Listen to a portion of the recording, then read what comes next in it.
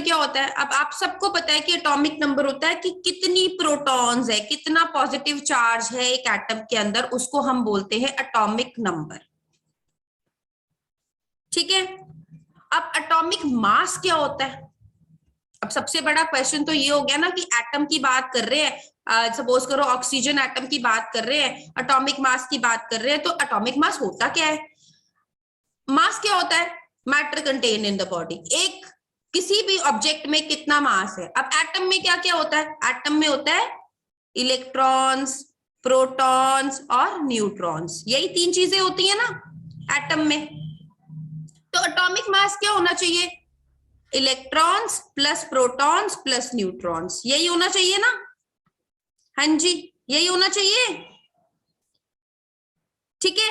अब क्या हुआ, हमने बोला, हम बोलते आ रहे हैं शुरू से कि इलेक्ट्रॉन्स का तो कोई मास ही नहीं होता, इनका मास तो नेग्लिजिबल होता है। चलो हम इसको जीरो कर देते हैं।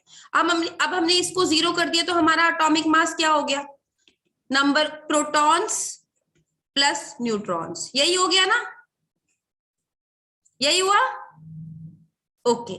तो प्रोटॉन्स प्लस न्यूट्रॉन्स हमारा एटॉमिक मास हो गया। सब अब हमें पता है कि एटॉमिक नंबर जो है वो रिप्रेजेंट करता है इलेक्ट्रॉन्स। अब सपोज करो हमने ऑक्सीजन ले लिया एटम, अब इसमें कितनी इलेक्ट्रॉन्स है? हम सबको पता है 8 इलेक्ट्रॉन्स है। हम कहते हैं नंबर ऑफ प्रोटॉन्स भी इक्वल होती है इलेक्ट्रॉन्स के, तो प्रोटॉन्स भी 8 हो गई, और नंबर ऑफ न्यूट्रॉन्स भी इक्वल होती हैं, तो ये भी 8 हो गई। अब हमें एटॉमिक मास ढूंढना है, तो हम क्या करेंगे? प्रोटॉन्स और न्यूट्रॉन्स को ऐड कर देंगे। 8 plus 8 is equal to 16. So 16 units is the atomic mass of oxygen atom. Got it? Atom I am talking about. मतलब ये जो एक O आपका रिप्रेजेंट हो रहा है, इसका एटॉमिक मास 16 यूनिट्स है। समझ आया कैसे आया ये? यहां तक किसी को डाउट? ओके। अब हम फ्लोरीन ले लेते हैं। ठीक है।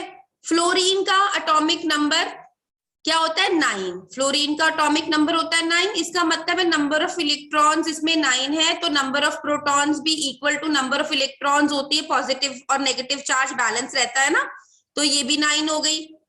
न्यूट्रॉन्स जो होती हैं वो फ्लोरीन में 10 होती हैं। अब न्यूट्रॉन्स 10 होने से हमें कोई फर्क नहीं पड़ता, क्योंकि एटम बैलेंस किससे हो रहा है? पॉजिटिव और नेगेटिव चार्ज से। तो न्यूट्रॉन्स अगर 12 भी हो जाए तो भी हमें कोई फर्क नहीं पड़ने वाला, क्योंकि वो तो न्यूट्रल है ना, वो कोई मिसबैलेंस अनस्टेबिलिटी तो लाएंगी नहीं एटम में। सो फ्लोरीन का एटम है उसमें 10 न्यूट्रॉन्स होती है, तो एटॉमिक मास क्या हो जाएगा इसका? 9 + 10 = 90। पूरा वीडियो देखने के लिए और लेटेस्ट एग्जाम अपडेट्स जानने के लिए डाउनलोड करें कैरियर डिफेंस स्कूल का एंड्रॉयड ऐप।